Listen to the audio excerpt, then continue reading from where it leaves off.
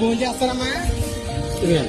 అక్కడ కొంతమంది మన కోసం మన పట్టుకెళ్ళి ఇప్పుడు మెచ్చుల కోసం ఎదురు చూస్తూ ఉంటారు కాబట్టి వర్షమైన ఎండైనా తప్పదు. 1-2 రోజులు కాదు, 1000 రోజులు, అక్షరాల 1000 రోజులు కొన్ని వేల మంది నిరాశల ఆకలి తీర్చగలిగాను. ఇప్పుడు మెతుకులే కదా అని చాలా అంటే చాలా సులభంగా పారపడతాం, కానీ అవి ఇప్పుడు మెతుకుల కోసం చాలా మంది వర్షమని ఎండని లెక్క చేయకుండా ఎదురు చూస్తూ ఉంటారు. ఈ రోజుకి మనం భోజనాలు ఇవ్వడం మొదలుపెట్టి 1111 రోజులైంది. 1169వ రోజు. 2 రోజుల నుంచి విపరీతమైన తలనొప్పి, జ్వరం, ఉదయం నుంచి పడుకోలేను, కూర్చోలేను, నిలబడలేను. కాకపోతే 1190 రోజుల నుంచి మనకు బాధ్యత ఉందిగా, భోజనాలు తీసుకుని బయలుదేరి జ్వరంతో 3వ రోజు ఈ ప్రయాణం మొదలై 1191 రోజు భోజనాలు అయితే తీసుకుని బయలుదేరిపోయాను. 1262 రోజు భోజనాలు అయితే తీసుకుని బయలుదేరిపోయాను. 1285 రోజు భోజనాలు అయితే తీసుకుని వెళ్ళిపోయాను. 1300 రోజు, 1301 రోజు, 1354 రోజు, 1399 రోజు. నిరాశ్రయం భోజనం పెట్టడం అనేది నా వృత్తి కాదు. 3 సంవత్సరాల క్రితం నేను తీసుకున్న బాధ్యత. అందుకే ఇప్పటి వరకు ఎక్కడ కూడా phone pay number, Google pay number, account number కూడా ఇవ్వకుండా ఈ ప్రయాణం కొనసాగిస్తూ వస్తున్నాను. వంట అయితే చేయలేదు. ఎప్పుడు మనకి పార్సిల్ ఇచ్చేటువంటి ఊళ్ళో హోటల్ తీయలేదు. వేరే ఊరైతే వచ్చి పార్సిల్ తీసుకున్నాం. ఇప్పటికే చాలా అంటే చాలా ఆలస్యమైంది. టైం సుమారు 2 అవుతుంది. మనం తీసుకెళ్లే గుప్పుడు వెతుకుల కోసం వాళ్ళైతే వెయిట్ చేస్తున్నారు. ఈరోజు ఎండ మామూలుగా లేదు. ఎంతంటే అసలు బండి తోలడానికి కూడా చాలా ఇబ్బందిగా ఉంది, అంత ఎండ కాస్తుంది. కాకపోతే అక్కడ కొంతమంది మన కోసం ఆకలితో ఎదురు చూస్తారు కాబట్టి ప్రయాణం చేయక తప్పదు.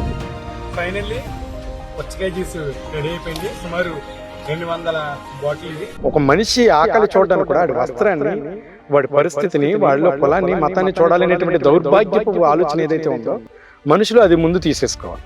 ఈ రోజుకి ఎన్నో రోజులు స్టార్ట్ చేసి 1446 రోజు. ఒక 20+ మెంబర్స్ కి మీ తాహతుకు మించి చేస్తున్నారు అంటే తినే ఫుడ్ క్వాలిటీ తగ్గి ఉంటుంది అని కూడా కొంతమంది అనుకుంటా ఉంటారు కదా. అసలు ఎలా ఉంటుంది మీ ఫుడ్ క్వాలిటీ కానీ? వీక్లీ 3 రోజులు కానీ 4 రోజులు కానీ నాన్ వెజ్ ఖచ్చితంగా ఉంటుంది. Chicken, fish, egg. సేల్స్ తగ్గినాయి అని అంటున్నారు బేకరీ. అలాగే మీరు వచ్చే ఇన్కమ్లోంచే మీరు హెల్ప్ చేస్తూ ఉంటారు. దాతలు కూడా చాలా లిమిట్గా తీసుకుంటున్నారు. ఇదంతా కూడా మీ కుటుంబం మీద భారం పడుతుంది కదా. మీ ఫ్యామిలీ బ్యాక్గ్రౌండ్ ఏంటి అసలు? యాక్చువల్లీ అమ్మ నాన్న ఇద్దరు కూడా అగ్రికల్చర్ లేబర్ అండి.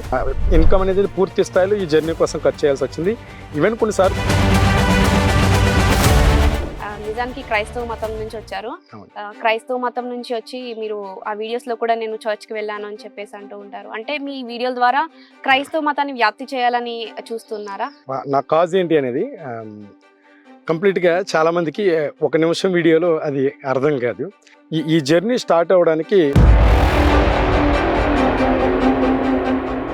సో మీ హెల్ప్ని ఎవరైనా మిస్యూజ్ చేసుకోవడం, అంటే అవకాశం దొరికింది కదా అని చెప్పి మిమ్మల్ని వాడుకోవడం, ఈ హెల్ప్ అనే పేరుతో మిమ్మల్ని మిస్యూజ్ చేసుకునే సిచ్యువేషన్స్ ఏమైనా ఉన్నాయా? అంటే చాలా మంది ఉన్నారండి. పొలిటీషియన్స్ నేను ఏ పరిస్థితుల్లో చేస్తున్నానో వారికి కూడా తెలుసు. అలాంటిది నన్ను ఎలా మోసం చేయాలనిపించి ఆల్మోస్ట్ 5th ఇయర్లోకి అడుగు పెడుతున్నారంటే అది నార్మల్ విషయం కాదు. ఎన్నో ఒడిదొడుకులు ఎదుర్కొని ఉంటారు. మంచి జరుగుతుందంటే ఎక్కడన్నా ఆపే ప్రయత్నం జరుగుతూ ఉంటాయి. అలా మీరు ఈ ప్రయాణంలో మీకేమన్నా ఒడిదొడుకులు ఎదుర్కొన్నారా? ఆల్మోస్ట్ 5 years అంటే అది చిన్న ప్రయాణం కాదు. మనకి 5 రూపాయలకి అన్నా క్యాంటీన్ ఉంది. ప్రభుత్వం కూడా ఇలాంటి పేదల కోసమే భోజనం అనేది ఏర్పాటు చేసింది.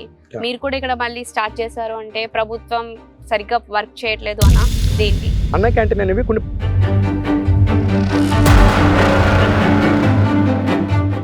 అంటే మనుషులు చేసే సహాయానికి దేవుడి పేరు పెట్టుకుంటున్నారా మీరు? ఈ కులం మతం అన్నది మీకు మెయిన్ టార్గెట్ అవుతుంది సోషల్ మీడియాలో.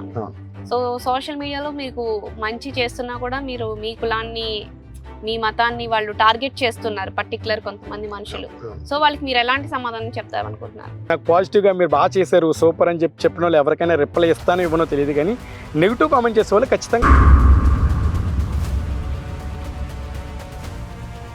ప్రౌడ్గా ఫీల్ అయ్యే మూమెంట్స్ ఏమైనా ఉన్నాయా? భీమవరం ప్రాంతంలో ఒక ఆమెకి భోజనం ఇస్తూ ఉంటే, ఆమె చాలా పెద్ద వయసు, ఆవిడ సుమారు మా అమ్మ వయసు ఉంటుంది. ఆవిడ భోజనం ఇచ్చిన తర్వాత ఆమె చిరిగిపోయిన జాకెట్తో ఉండి భోజనం తీసుకుంది.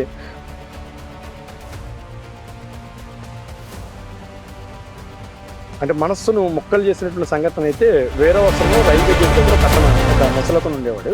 సో అతనికి స్టార్టింగ్ డేస్ నుంచి నేను ఇచ్చేవాడిని. నేను ఫుడ్ తీసుకుని వెళ్ళేసరికి తినేస్తుంటే నేను సరదాగా అన్నాను, బాబా ఈరోజు బాగానే పని అయినట్టుంది తినేస్తాను అని అన్నాను. లేదు లేదు బాబా నువ్వు నిన్నచ్చిందే తిన్నాను అన్నాడు. దగ్గరికి వెళ్ళి చూసేసరికి అది చాలా అంటే చాలా స్మెల్ వచ్చేస్తుంది.